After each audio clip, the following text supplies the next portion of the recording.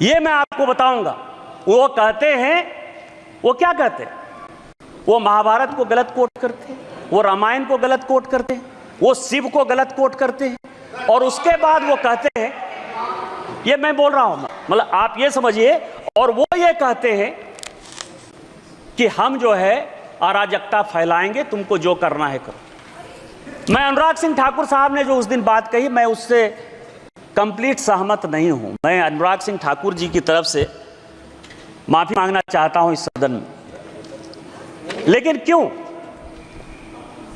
इसीलिए कि अनुराग सिंह ठाकुर जी ने जो उनके ऊपर आरोप लगाया जाति का, तो जाति है ही नहीं ना।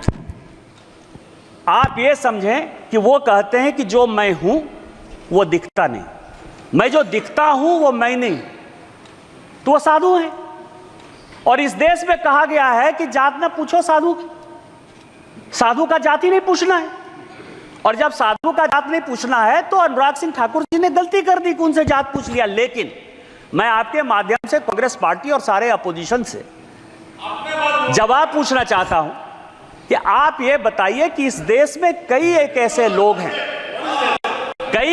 लोग हैं जिनको की धर्म में आस्था नहीं, कई एक ऐसे लोग हैं जिनको जाति में आस्था नहीं है, वो अपना किस तरह से जातिगत जनगणना करेंगे? जिस पद पर राम सुभग सिंह, चरण सिंह, जगजीवन राम, अटल बिहारी वाजपेयी, इस तरह के बड़े बड़े लोग रहे, जिस जगह पर शरद पवार जैसे लोग रहे, वाईबी चौहान जैसे लोग रहे, उस जगह की गरिमा का क्या हरासमेंट कर रहे हैं इस बजट में अराजकता फैला के, इस बजट का नकारात्मक पहलू दिखा करके। आप जातिगत जनगणना की बात करते हैं, इसी बजट में जाता है, यही टैक्स है, इसी टैक्स के आधार पर जाता है। और मैं स्पीकर महोदया, अध्यक्ष महोदया, आज मैं बहुत कुछ चीज लेकर आया हूं। मैं 1952 से लेकर 1990 तक का कांग्रेस का मैनिफेस्टो लेकर आया हूं। आप यदि कहेंगे तो मैं लेकर दूंगा 1952, क्योंकि उस दिन जो वित्त मंत्री जी ने कहा कि नेहरू ने यह कह दिया, राजीव गांधी ने आलोक मेहता को यह इंटरव्यू दे दिया, तो ये तो इंडिविजुअल कह सकते हैं कि राजीव गांधी का वो अलग से विषय था, राजीव गांधी का पार्टी से कोई लेना देना नहीं था, या नेहरू जी का पार्टी से लेना देना नहीं था। लेकिन जो कांग्रेस मैनिफेस्टो, क्योंकि बार बार ये कह रहे हैं कि कई एक चीजें हमने कांग्रेस के न्याय पत्र से लिया, तो कांग्रेस के न्याय पत्र से लिया, तो ये पूरा का पूरा जो मैनिफेस्टो है 1952 से लेके 1990 तक पूरा असेसमेंट किया। इसमें आपको आश्चर्य होगा सभापति महोदया कि पूरे के पूरे मैनिफेस्टो में 52 में, 57 में, 62 में, 69 में, 71 में, 77 में, 80 में, 84 में, 89 में और 91 में, ये सभी मैनिफेस्टो में इन्होंने कहा कि हम ओबीसी रिजर्वेशन के खिलाफ। आप ओबीसी की बात करते हो, मध्य प्रदेश में आज तक कांग्रेस ने एक ओबीसी को चीफ मिनिस्टर नहीं बनाया। उत्तर प्रदेश में कांग्रेस ने आज तक ओबीसी को चीफ मिनिस्टर नहीं बनाया। बिहार में दरोगा राय जी को छोड़कर किसी एक को ओबीसी चीफ मिनिस्टर नहीं बनाया। और जब जब ओबीसी की बात आई, यदि दरोगा राय ने रिजर्वेशन दिया तो उसको आपने अलग किया। 77 में जब चरण सिंह रिजर्वेशन देना चाहते थे, आपने उसकी सरकार गिरा दी।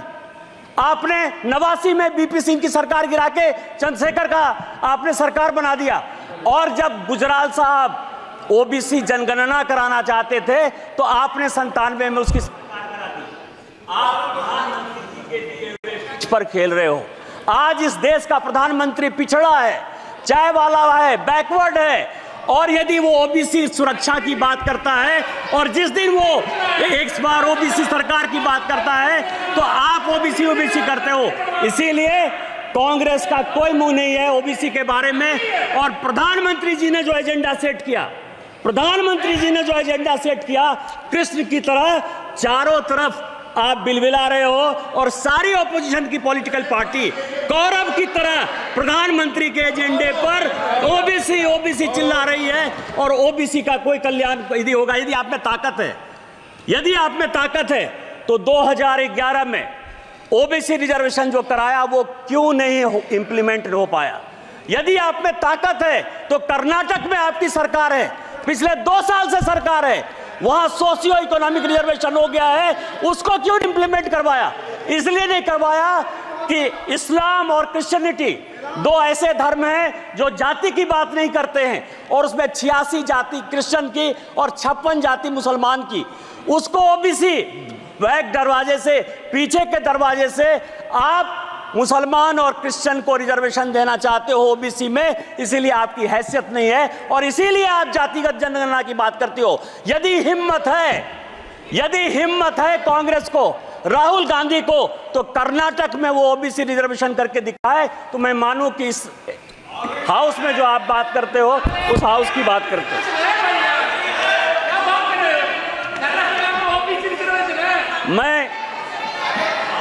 मैं कांग्रेस का बहुत सम्मान करता हूं, गांधी फैमिली का है भी सर।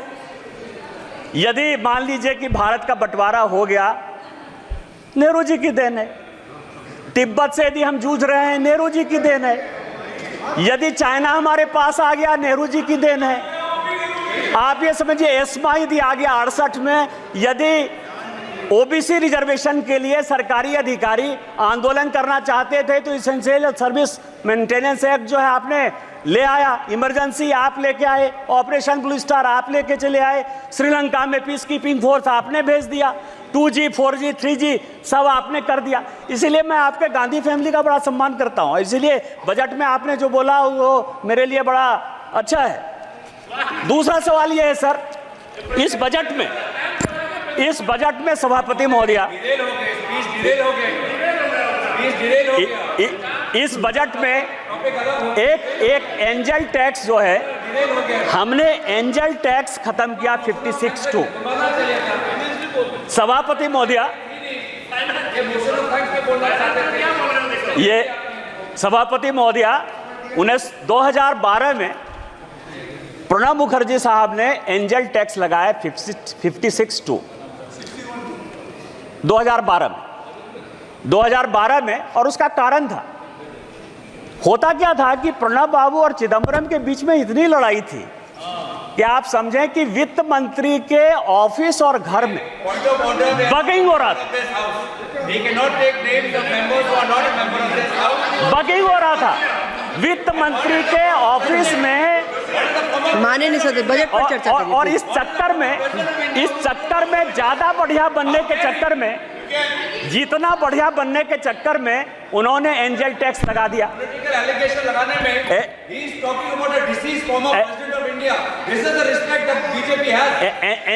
एंजल टैक्स लगा दिया। एंजल टैक्स क्या है?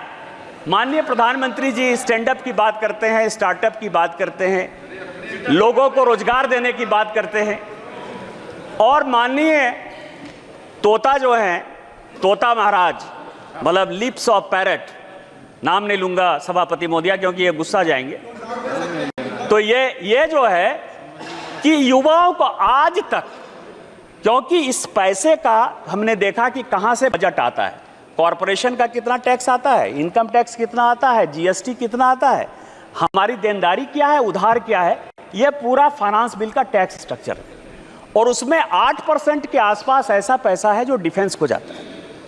आज तक डिफेंस पर किसी प्रकार की कोई चर्चा इस हाउस में नहीं हुई कि हम इस टैक्स से सेस लेते हैं, सरचार्ज लेते हैं तो डिफेंस में पैसा देते हैं। लेकिन पहली बार मैं देख रहा हूं सारे ऑपोजिशन के लोग अग्निवीर स्कीम के ऊपर जो है लगातार बजट में बोलते रहे, और चूंकि ये एंजल टैक्स लगाया है, युवाओं को ज्यादा से ज्यादा कैसे आगे बढ़ाया जाए, कैसे उसको रोजगार के लिए दिया जाए और उसको एबॉलिश किया है, इसके लिए माननीय वित्त मंत्री जी